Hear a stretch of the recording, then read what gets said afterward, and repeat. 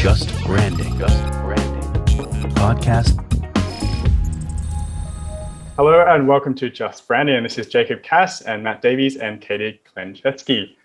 Katie is a brilliant, is that right? I did that wrong? You did it right. Okay, awesome. Did it right. We did it. Folks, he's been, that is literally the 20th take. He's got issues saying Polish names. I say we carry on and leave that in for fun. I think so too. Right. Okay, well, Katie is a brilliant creative and the founder of SMAKK Studios, a trailblazing branding and growth agency with a mission to build brands that are better for people and the planet. So SMAKK's known for their work with socially conscious brands and brands looking to adopt purpose-based or sustainable initiatives in a real way. So as a founder of SMAKK, Katie uses her passion, creativity, and experience to help values-led clients build world-changing brands.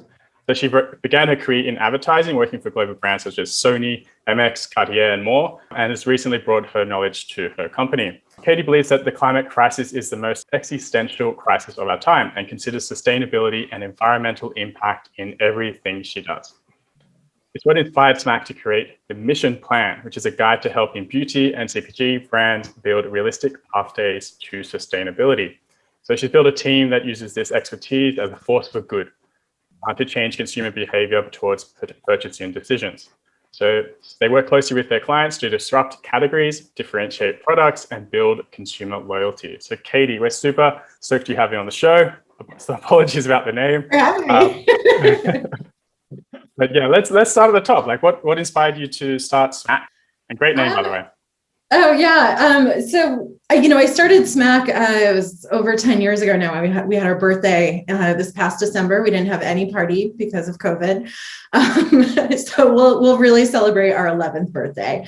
When we started the agency, it was, I think like a lot of people, it grew out of a freelance practice and then kind of scaled from there.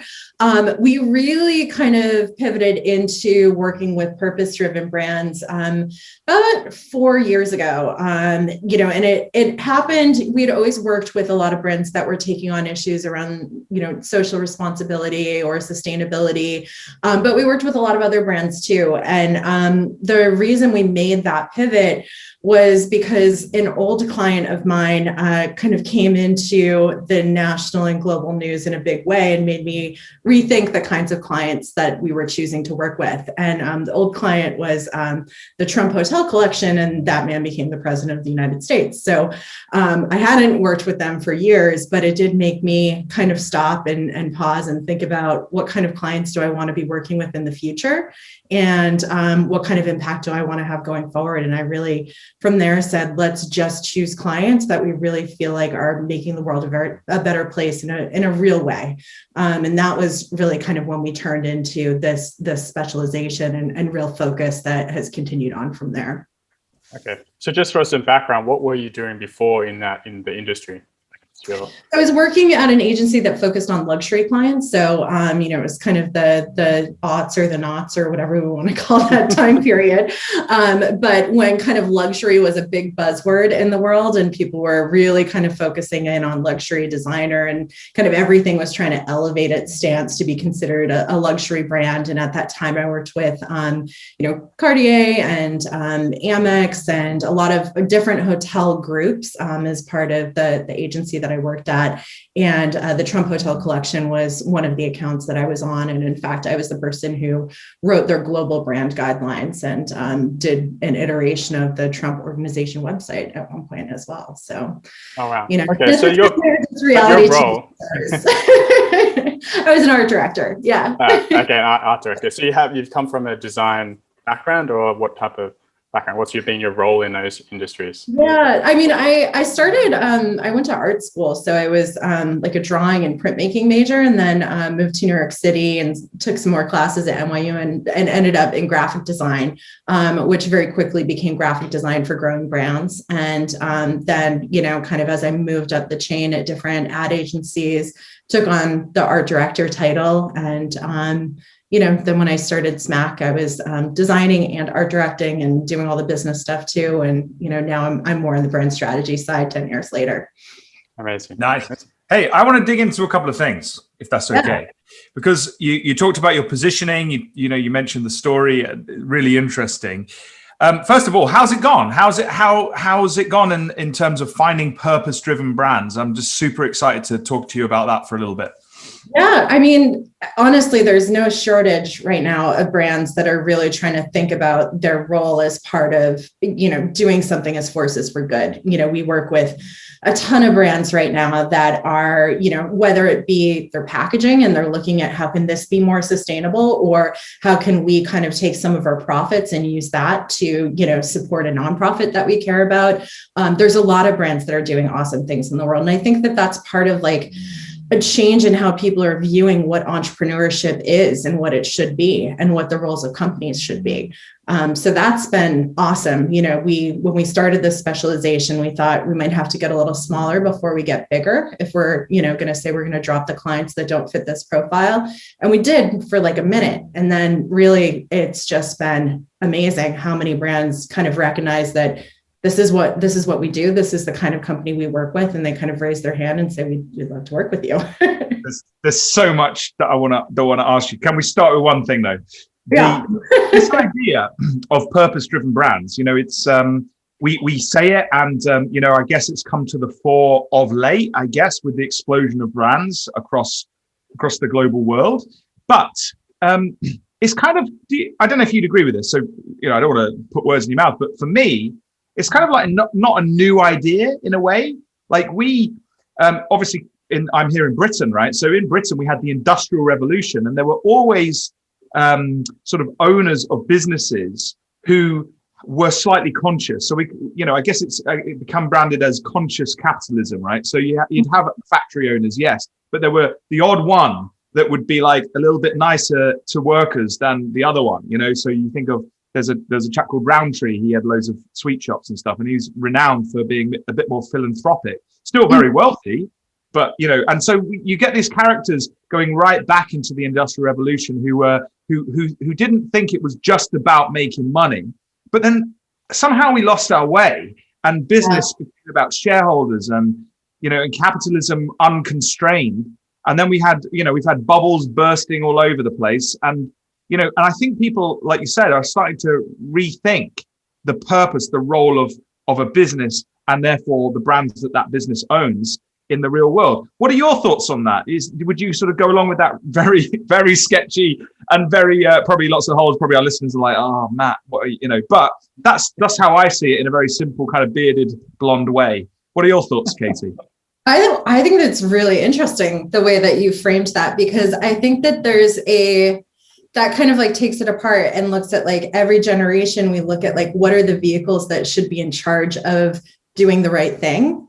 And so the way you framed it is like, and there was that whole crop of around in fact, there's a woman who works at our company. She's from a town called Endicott in New York. And I forget what it was they made in Endicott, but it was a factory town that was really built on this kind of utopian vision that if you have a town that has a factory in it and everybody works there, you should be creating a better life for every person who kind of touches that business, right? And it was this utopian vision of what industrialization could do. But then like somewhere along the way, two generations in between us and them, like it fell away from being the job of businesses to do good in the world. And it suddenly, whose job did it become? Was it nonprofits or the government? I don't know. It's interesting. I've read recently that, one of the things that's kind of formative for Gen Z is that they've really lost faith in the bigger institutions like nonprofits or like the government or like larger organizations that are not businesses to actually be vehicles for good or have real impact. And they're looking again to businesses because they see that as really the only kind of driving force to get anything done in the world right now. And so you see this kind of return to this idea that business should be the thing that is actually making change. So I don't know. I feel like that's a larger philosophical question. Oh, it's huge. I mean, my brain's going 100 miles an hour. The old institutions of like religion, which we used to look to for morals and to define what a good person would be found in the scriptures of the Bible, for example. Whereas, now society largely is atheistic most of the time, although there's elements, but it's mainly atheistic. So we don't have that anymore. So we're kind of trying to scramble around to find what what is a good virtuous person, and you know what is good, you know. So Yeah. I'm just fascinated by that as a subject anyway, but probably, you know, you don't have to go too far into that, because you know, it's interesting because you've defined, roughly speaking, good. So I want to kind of ask you about that. Like, you've talked about sustainability, you know, how do you frame that, you know, in terms of the clients that you select? You know, purpose driven, I get it, but like, do you have a manifesto? Do you have you set it out? How does it work? So we talk about social good, so addressing social issues, and we talk about issues around sustainability and climate change. And there's certainly a lot in between there, and a lot of things that don't fall into either of those buckets that are definitely issues that need addressing. I think that the passion of the people at SMAKK, we make a lot of decisions together, right? Like, so we, when we're taking on new business, it's always a conversation of, do we want to take on this client? And there's certain things that we look at in terms of, you know, is this going to be a good client for us? And like, being purpose driven and kind of, you know, squaring up on, are they addressing issues that fall into those buckets, are one thing. Then there's also the, hey, are we going to be able to do a good job for them? You know, like, and that's like, is the budget good? Is, you know, is there like a desire at that company to really embrace the services that we offer and kind of have a collaborative relationship? That's something that we look at a lot as well. And then we also just are like, are they nice people? Because we're going to be working with these people for like, usually 6 months to 3 years, if you know, our projects are any indicators. So, you know, we don't want to get into a relationship that's no fun for us either. So, so we look at a lot of stuff, but I think, you know, like sustainability and social impact, you know, certainly there's certain, you know, social issues that we want to take on and we don't want to take on. I think we get into areas around social justice. We get into kind of inequality and issues around feminism and gender conformity and things like that. And there's a lot of people at our company who are really passionate in those areas. So it's really easy for us to kind of take those on. You know, and then on the sustainability side for us, it's just kind of like all businesses need to be addressing this all the time, because it's really the only chance we have in this world of fighting, you know, the climate crisis. So, yeah. Yeah, interesting. One other question, Jacob. Sorry, I've taken over your. Go. Probably, folks, he is there. I'm I don't know super what it excited. is. He's on a high. I am. I just get into it, and it's just interesting. The other kind of thing that I was going to say was, do you how do you feel about sort of corporate brands who, as you say, are rightly looking at these social issues and to remain relevant to folks are changing things? Because for a long time we've had corporate social responsibility. It's been, you know, CSR. It's a thing. Yeah. It's baked into a lot of big organizations. There's whole departments of people playing in that space. But somehow, you know, we want more as consumers. You know, we're not, as you say, we've lost trust in those bigger organizations. So now smaller brands are taking these things on. And I guess my question to you is like, do you feel like everyone's jumping on this bandwagon now? Yes. Greenwashing. Definitely. So is this a good thing or a bad thing? I don't know. I think it's good and bad. It's like, you know, on one hand, you have the equivalent of greenwashing happening with everything, right? And then on the other hand, isn't it good that it's a part of the conversation? You know, like that we're addressing these topics and everybody wants to talk about them. You know, I think the problem that we get into is like, is it disingenuous? You know, are people paying lip service to things that they're not willing to deliver on? You know, are they talking about human rights? But then when you look at their supply chain, they're actually totally willing to screw people, you know, down the line. So, well, right, because this is yeah. You mentioned greenwashing. I love that. But, you know, the social justice kind of thing, you look at that.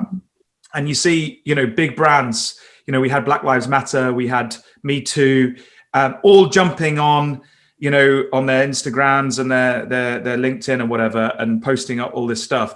And you think, okay, so if you truly believed in these things, like, why is your board completely misrepresenting these things?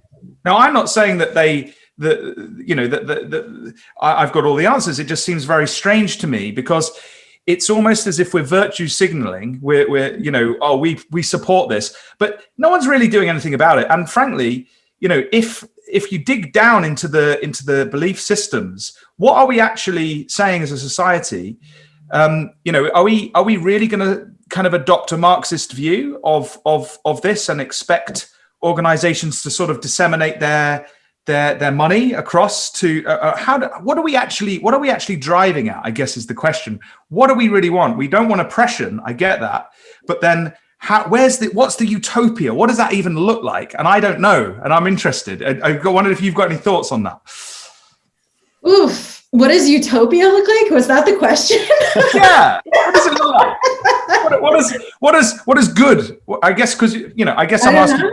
I mean, honestly, I mean, like, I think that I look at it more as like, are we trying to right some wrongs? I don't know that there's like a definitive end game here. You know, like, I think we look at what is this company doing? Do we think that this is the world? It's a net positive, you know, and is it something that's like more than just what other kind of companies are doing where they're paying some lip service, you know? And so it's, you know, we look at, you know, is this product made a better way? Would it be better if more people bought this as opposed to the thing that they're buying right now?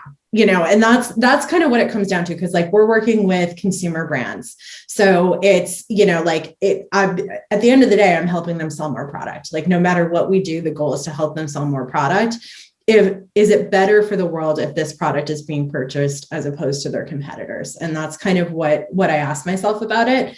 And, you know, if the answer is yes, then it's a client that we want to work with, you know? So I couldn't tell you what the end game looks like. I mean, honestly, like when you start getting into it, then you really have to ask, is capitalism any good? And I'm like, that's something I'm totally willing to talk about. It's just not what I'm doing for my clients. Well, this is where it gets you. When, you know, this is where I'm at. I'm like, okay, you know, it's hard. And there's a line somewhere. I think everybody asks themselves, or should ask themselves, these moral questions on a regular basis. Like, why am I doing this? What is it for? And I think we all agree it's more than making money. You know, it's not just about the money. But then we have to make some money because we've got to survive. So it's kind of like, how does this work? So anyway, I've taken over for long enough. I'm going to shut up and pass back to my esteemed co-host, Mr. Jacob Cass, to bring us back down to something that resembles a decent podcast. Over to you, Jacob. How kind of you, Matt. How kind. I think we can continue going with these values, right, Katie? Because I know you have a few like methods that you use to choose whether or not you work with someone. So what are the other values that you have when you're going through that process?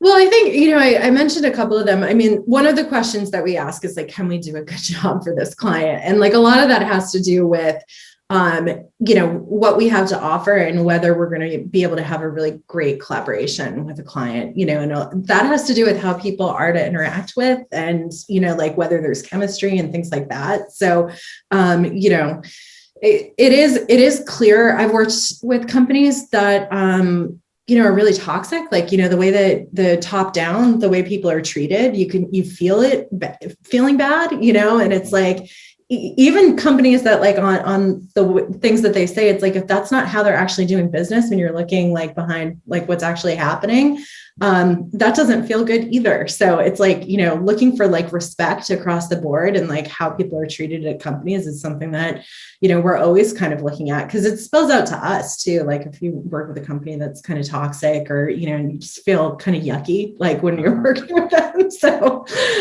we talk about that a lot. I mean, one of the things that has been a topic of conversation for us a lot as a company during COVID is also like, what is this company for? Like, what are we here to do for each other as well? And like, one of the things that, you know, has come up a lot is like conversations around like, okay, this company has to provide security for the people who work here. So, you know, like we want it to feel stable. We want it to feel good. We want it to feel like we're thinking about things like mental health and are we providing enough opportunities internally for people and making sure that this is a great place to work. So I don't know. I think we've been kind of questioning some of the bigger things around like, what does this agency do for us? And what is it doing for the people we interact with? And we always want it to feel like we're kind of like a force for good. And it feels good for everybody.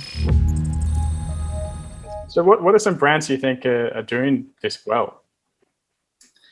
In terms of kind of like addressing issues, we've been working with some really cool companies.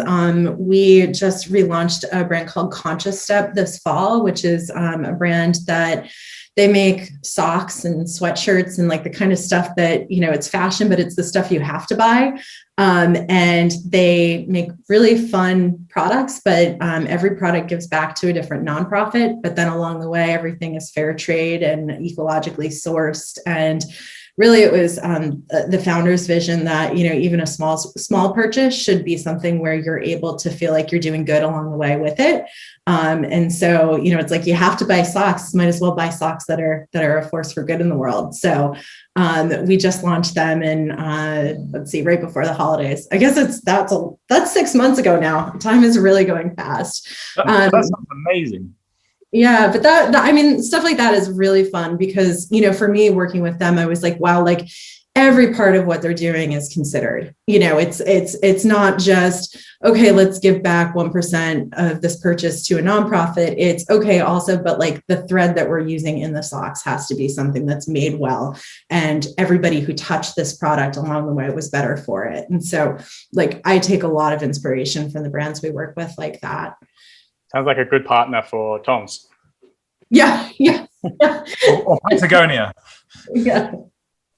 Well, they're the go-tos, aren't they? They're the classic examples that you look at, and you can see that success can be carved out in and money can be made, but also, as you say, the planet and people can be impacted in a really positive way.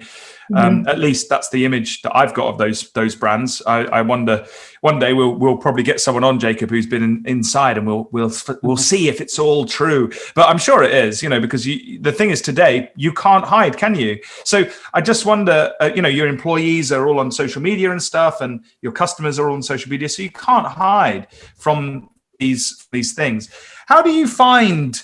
I guess the question is do you ever take on a client who maybe isn't doing the right thing and is coming to you for advice on how to change? Do you ever do that? Yeah, absolutely. I mean, the people who are doing the least right have the most room for improvement. So we love taking on those projects. Like right now we're working with a brand that is in the oral care space, and they're trying to go plastic free with their packaging, which is tough because technically they have like this at-home kit. It's considered a medical device. So we're working through it kind of component by component, seeing how we can reduce the plastic and find, more sustainable options to achieve the same thing. So that stuff is awesome because, there's so much wrong. There's a lot to get right. Right. But then on the other side, I've worked with clients who say that sustainability is an important value to them. And that's kind of why we take them on. And then, we're going through replacing a packaging program, and, it's the difference of a couple cents here or there. And suddenly the standards start slipping. And, those are tough conversations to have because you try to hold their feet to the fire and say, hey, like you walked in the door saying sustainability was important. If we can keep this sustainable, we can have better marketing stories to tell. But if you kind of, start taking that apart and are willing to, not hold yourselves up to standards, like what are we really talking about when we're marketing to people and trying to say you're a sustainable brand? Because when some people really start looking, they're going to find that, that's a claim you're trying to make, but you can't back it up. Right. I think that's such a good insight because it's not easy, is it, for brands sometimes to fulfill the potential that they want to because of things like price points. Consumer demand might not be high. I don't know, obviously, that client, but it might not be high for a plastic-free dental or whatever product. So it's tricky. So what happens then? Like you have those tough conversations, but what happens if they say no? We've really got to do this, Katie. We've really got to have an unsustainable sort of aspect in our supply chain. What happens then? Well, we'll try to fight the good fight as long as we can. And I have had to admit defeat, and it sucks, but that's not a client I'm renewing a contract with, so that's where that comes in. And, we kind of say like, if you're not holding yourself up to your own standards, you don't get our time and talent. So. Yeah, and you lose Good for trust you. that way. The brand promise isn't being fulfilled, so it's a down slippery slope, that one. I think the other side of this, right, is in, you know, I mentioned supply chains just now, and you know, I think the other thing that brands have to become better at, and I want to ask you whether you've seen this or whether, you know, you have experience in this, and that is in the supply chain route, because they themselves, you know, a lot of brands don't always manufacture every component for a product or every part of and some of them don't own the whole end-to-end supply chain. So how much responsibility do you advise your clients to have, or to put into reviewing their whole end-to-end supply chain and really digging into even some of the areas that they may not have full control over? I mean, we've been on some projects lately where, you know, we're really deeply getting into things like not just what is this component made out of, but where is it being shipped from and what are the emissions along the way? And, you know, working with clients who are going through auditing, like, you know, end to end, what are the carbon emissions on this product, you know, and you get into some really nuanced conversations.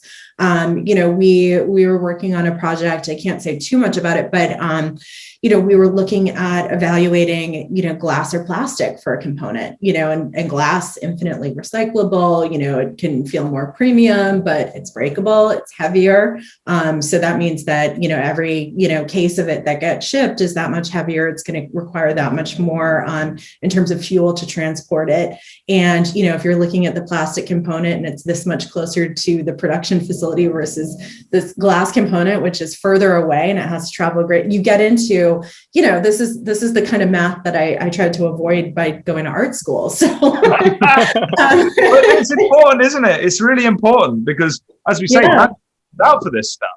And so these decisions are coming more and more into scrutiny. And I do think some of the kind of decisions are becoming more complex, as you've sort of illustrated, in relation to that. You know, it's not easy always. You know, sometimes, like, for example, I've had a lot of, you know, discussions with one client recently about, you know, how much they put online. And, you know, they were saying, well, it's not actually always more sustainable to put stuff online because, frankly, there's, you know, if someone's got to wade through PDFs, they might print stuff themselves. And there's loads of sort of other areas and behaviors that are not immediately on the surface obvious to you. You think, oh, I'll just put it online, then I'm fine. But then if that's not usable easily online, and if customers are starting to print stuff or whatever, it kind of gets confusing in terms of what you do.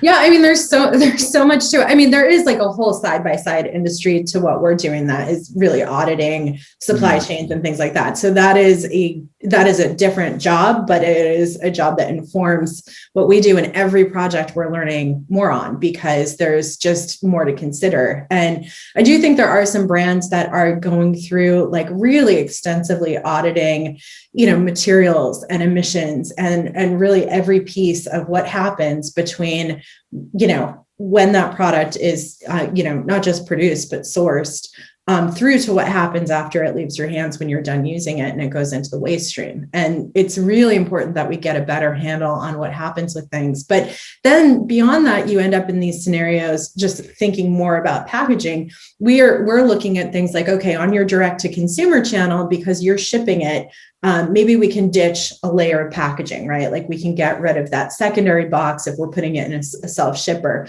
But on the flip side, you have brands that sell on Amazon and, you know, it's the primary container in a secondary box. Then it goes into something that, you know, from an Amazon ship center has all sorts of plastic around it to cushion it. And then it's in a separate box that gets shipped out. And you get these like multiple layers of packaging that, you know, the person who designed that product isn't in control of all of those layers, but it's something that needs to be considered too. So it's, you know, sometimes we talk about e-commerce as being like the silver bullet when it comes to, you know, kind of fixing issues with packaging and stuff like that. But then it ends up going the other way. So it's layered, literally. Many layers.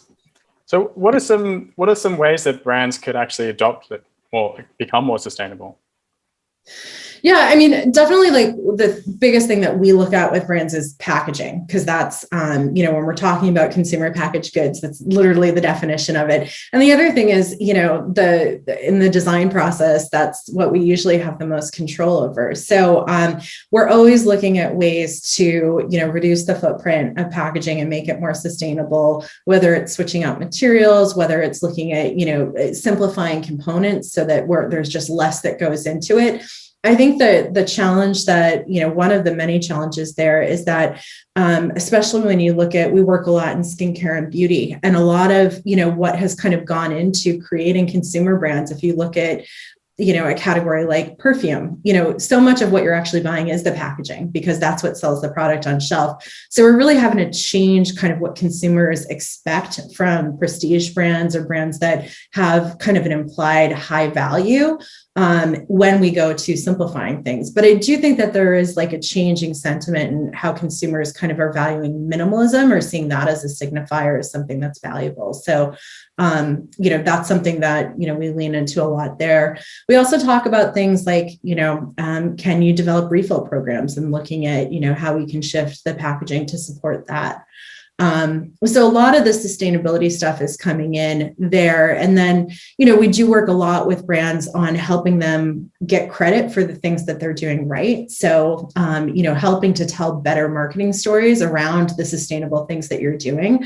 One of the things that we know is that brands that market with sustainability tend to do much better in the marketplace over time. So there was a study, I think, that NYU Stern did that looked at the historical performance over the last 10 years of brands that use sustainability in their marketing. They performed 5.6 times better than conventional brands in terms of growth. So there's, some real data that backs up that sustainability is a story that consumers care about. So we look at, if a brand is doing sustainable things and there's stories to tell on how the product is made, we're going to look at, how can we tell that story in a way that is more memorable and more unique to the consumer. Amazing. So what about services that aren't like consumer packaged goods, or like, more digital products? Do you work in that realm as well? Not as much, although we just launched or worked with a brand that launched a fintech platform that is actually for investing or giving to nonprofits with like a micro philanthropy platform called Gen E. So that was a fun project to work on, and that was a little bit more in that digital side. But for the most part, our brands are things that you can touch and see and use. Fair enough. So when it comes to like changing consumer behavior and then like how they buy, like what would you be doing in, the efforts there to help, sway their decision? I mean, I think everything that you traditionally think of within branding and marketing, but, we really start with, what's the white space that this brand can, authentically own in a category. So we're always looking at how are we developing really like positioning and storytelling for brands that is truly ownable and really unique, and something that we can then build a larger story around when it comes to, visuals and art direction and all of that. But our team is really kind of at its core, always thinking about how we build a branded foundation, and then then it's about how do we take that through the consumer touch points. So would you mind like giving us an example, like how you've done this? Like you found that white space, you've differentiated the product, you've found the right positioning, and like what's the story that you've told to like, sell that through? Yeah. So we relaunched rather, a really cool brand called The Busy Company this fall. And they are a brand that was founded on the premise that that beauty steals time from women, right? It was a female founder who founded it with her boyfriend. And she kind of had her aha moment when she was a high achieving student athlete in college. and realized that she and her boyfriend had the exact same schedule, but she always came up like 2 hours short at the end of the day. And it was because she had to, after she did her workout, she then had to take a shower, do a blowout, do her makeup, shave her legs, do all the stuff. And so she looked at how could I get time back for women? And as she was looking at products, she realized if she could wipe out a shower, she could take back a lot of time in her day, and started developing these different wipes, so full body wipes that could replace a shower. And as their business started growing, she realized that she had just kind of created like the plastic straw in the beauty industry, because most wipes are made of polyester. They come in excess packaging, and every time you're using it, you're just throwing away something. It's a single-use product, kind of one and done. And it does no good for the environment, even though you're saving water, and there's conversation to be had there. So they came to us as they were looking at how could we reformulate our products and completely change how we make them into something that's completely zero waste. So they came to us, and they were working on fully biodegradable. The one component that is something that goes into the waste stream is fully recyclable. And, the product itself is made from refuse off of production runs of Egyptian cotton. So it actually is something that would have gone in the waste stream initially before they started using it. So it's a really great kind of circular story in terms of how they're creating a product.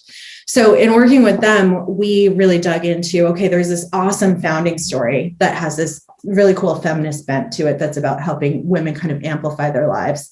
But there's also this side-by-side sustainability story that we need to tell. And we really started looking at kind of like, what are the rising ideas that we see in how beauty brands are, connecting with consumers, and what women are kind of demanding from their products. And we really started looking at this idea of no longer compromising, right? No longer saying like, okay, I'm willing to compromise on this or use a product that I feel bad about, or I feel like is damaging to the planet. We really built the positioning all around that. And so there's within it a narrative voice that really has a kind of fun feminist bent to it. And the packaging was really built on, it's actually, a lot of like handwriting, and it's conversations that feel like they're happening with the consumer right on the shelf. And, within that looked at like, there's a couple different stories that we tell there. One is about kind of getting your time back. One is about like not compromising on your time or what you're willing to expect from the brands you interact with. And then the last is the sustainability story, and really educating people around, the fact that wipes are a problem, and telling the story that they can be zero waste. And so that was what we went to market with, and created a really beautiful branding around it, and really fun brand to interact with. And they've been doing awesome since we launched, which is really great. That's a great story. I love how you have this big idea of, time, and then you've bolted on the sustainability to it to really differentiate the product. So I think it's a brilliant example. Would you be able to explore some or share some more like touch points? How are you actually communicating this story? Like on the packaging, in the marketing material, like what's going on there? Yeah. So the packaging, I'd have to pull it up because we have some really great copy on there, but it's a lot of kind of statements that then get crossed out and replaced by other statements. So kind of playing with puns and having a lot of fun with that voice that kind of feels like it's like editing what you're saying in real time. And with the zero waste story, we have, one panel of the packaging is really about kind of telling that zero waste story and defining it, because people say zero waste and there's no kind of uniform definition of what that means. So kind of telling like, this is why this is zero waste, and this is why other products in this category aren't. I love how you mentioned voice as well. This is important to consider. You have this big idea, you bolt on the sustainability, and then you have, how are you going to communicate that? And that's how it's delivered, and that's how you can differentiate your product from others. So you mentioned the fun side of it. What else is going on, when you're communicating to these women? So we always go through an exercise where we're really looking at, how this voice is going to live in the world, and really treating it like a true personality. So we always kind of triangulate it, usually through a couple celebrities that we mentioned that we look at as like, this is who this brand sounds like. So I think for this, we had a lot of comedians that were kind of the reference points of this is who this brand should sound like. It's people who talk in a really frank tone and are very candid in how they speak. We also talked a little bit about, one of the things that we say a lot in personal care, we work with a lot of brands that are in feminine care and the girl stuff that kind of makes men cringe in commercials. But one of the big things that's been happening there is that we have a lot more kind of candid conversations about things that were previously seen as taboo, but between women, it's just a conversation. And so we've been having, within this brand, it was about kind of acknowledging like women sweat and they stink. And sometimes like you have a sticky mess you need to clean up, and that's fine. That's a part of life. You don't need to shy away from that. Messes are just a sign of a life well lived. And so when we were talking about the brand voice and defining kind of like what are the things that we're going to say to women, it's about saying like, that's totally normal. Like we're here for you. So, that was a big part of kind of who this consumer voice was going to be. How did you actually get to those insights? Like, how did you arrive at that point? So we do a lot in our process where we really look at not just what's happening in category for our clients. So it's not just about like what are other wipes brands doing, but what are we seeing in terms of kind of adjacent categories? Like what are the rising trends that we could use as case studies for what might be successful here? And then we also talk a lot about like what's our cultural moment, like what's happening right now and how people are talking and what conversations they're having and how could that be something that could be relevant to this brand. So when we were looking at this brand, we're really looking at a lot of the conversations around women's health that were happening in a big way. And we talk about Me Too, and we talk about, there's, a lot around kind of female founders and women entrepreneurs and, the demands we have in our time and, how little time moms have. And, that was something that we realized like, hey, we could be a part of this conversation because we're offering a real solution to those women. So, kind of recognizing them and seeing them, and then also seeing that, when we look at adjacent categories like women's razors or what's happening in feminine care and the way that women are talking about their bodies and their messy bodies and the things that we need to do to support ourselves, we were like, this brand is really well positioned to carry on this conversation within their category. So really kind of understanding that it's not just about like this, product and the problem solution conversation, but also about kind of a larger evolving conversation about how we kind of are ourselves in the world was, something that we brought into that. Amazing. Thank you for sharing and that. It helps a lot that our team is 90% women too. So yeah, I was going to say, I saw on your website, that you sort of have a line, something like, under 0.1% of the creative agencies that are founded by women or something, which I thought was an interesting one. So just wondered if I could ask you on that, like how do you find that you attract other female founders because of that kind of connection? So it's kind of like I think there's a lot of, we have a lot of meetings where it's like camaraderie. All women on this call again, Do you think that's a good thing, Katie? I think that when you're marketing a product to women, we're in a lot of conversation. Listen, I think that whoever the product is for, if you don't have somebody who looks like a person in the room, you're probably doing something wrong, right? So I think, we are luckily at this point where, we're making products for a lot of people who kind of look like ourselves, or, our clients are making products for people who look like us. And we're well positioned to talk about, hey, this is what's going on here. So it doesn't hurt to be a user of the product when you're a practitioner of the brand. So I insist to my clients that I have to use their products, including, very, very high end products. So I definitely insist. In fact, the more higher end the product, the more I insist that I have to experience it. No, that's fantastic. And I think you're right. Like, I think if you are a ideal customer yourself, or your members of your team are, you obviously all come with a different perspective, but you can then, the insights that you will have in your minds that you can bring to the project, are invaluable, because you are the audience. So what ticks and what works and what would put you off and what would make you feel uncomfortable. So it kind of makes complete sense. Yeah, and you can see, I mean, we've worked with a lot of feminine care brands. So it's interesting when I look back at like the commercials that were running in the 80s, when you know that like the room was mostly men versus what commercials look like now, you know, because it's the difference between like, oh, we find this uncomfortable and we're not sure how to talk about it. So we're going to pour blue liquid on a napkin because that's our comfort zone versus what women will actually do.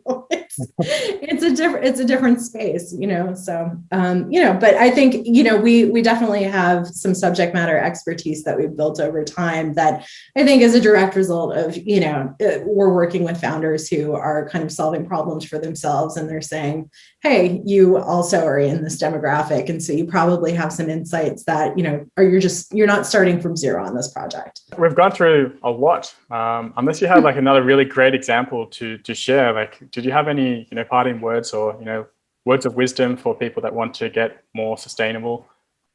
Yeah, so we put out an ebook, if we want to call it that, called the Mission Plan last year, and it's basically just a big kind of amalgamation of all the things that we've learned so far about kind of taking the first steps towards sustainability if you are a consumer brand that's looking for some ideas. And that's something that you can just download off our website, which is SMAKK, SMAKK.com.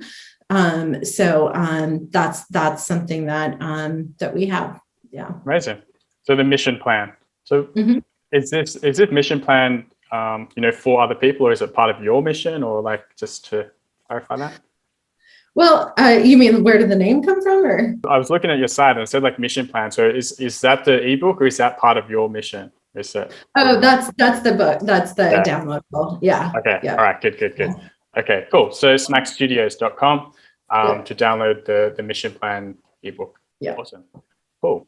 Well, thank you so much for your time and sharing all your wisdom on sustainability. I love what you're doing and integrating all of that into your clients' work. It's really admirable. So I think more people should be doing this, and that's why we really got you on the show to talk about that. So thank you so much for your time. Yeah, thank you so much, Katie. It's been a fascinating conversation, and really appreciated your thoughts on it. And keep doing what you're doing. We're big fans of what you're producing and your approach. So thank you very much. Yeah, thanks so much for having me. I'm glad we were able to answer what is Utopia and what is the meaning of goodness. Just a couple of the big questions. Well, you can't come on this show and hide, that's at the end of the day. But the thing is what I, frankly, just before we close, what I really admired about your responses was that you were so honest. Like, you were like, well, I don't really know. We're just trying to figure this out. We're trying to move towards a better world. And I think the honesty of that, if you'd have come out and gone, well, this is it. And I'd have been like, really? Like, wow. So, frankly, I didn't know how you'd respond. So thank you for not virtually poking me in the eye when I asked such difficult questions. But, you answered them really, really well. And I think, I hope I speak for the listeners when they'll appreciate, that response. So thank you. Awesome. Thanks for having me on. This was awesome. Were you feeling guilty, Matt? Well, I was worried that, I'd sort of pushed hard, but, I think we've got to ask these questions of ourselves. No, I'm not, and I don't mean this just to Katie. I just think all of us need to be thinking a lot more, intellectually and deeper around the impact that we're having and actually where we're going as a society. And these are big, huge questions that I think we all are grappling with. And I think businesses and brands do well to take Katie up on, some of the challenges that she's put before us in this episode. And, I really commend that. But we've all got to keep asking questions, right? Yeah, no. And I think one of the biggest problems in our industry is that for the longest time, it's been possible to do really good work for bad clients and not have there be tension. People can do a beautiful ad campaign for a company that's just absolute garbage, and it's that shouldn't be possible. I 100% agree with that. I think we should sign off there. I think that's a mic drop moment. Katie's just slammed it like that. Me and Jacob are all for that. Like, truth. Like, if we're going to say we're going to show up to do good, let's do good. Let's not just say it like a little veneer, whitewash ourselves, greenwash ourselves, virtue signal ourselves. Let's actually do some good in the world. And I think that's a commendable place for us to perhaps pause. So thanks so much. Thank you. Cheers. Thanks, guys. Take care. Take care, Katie. Thank you.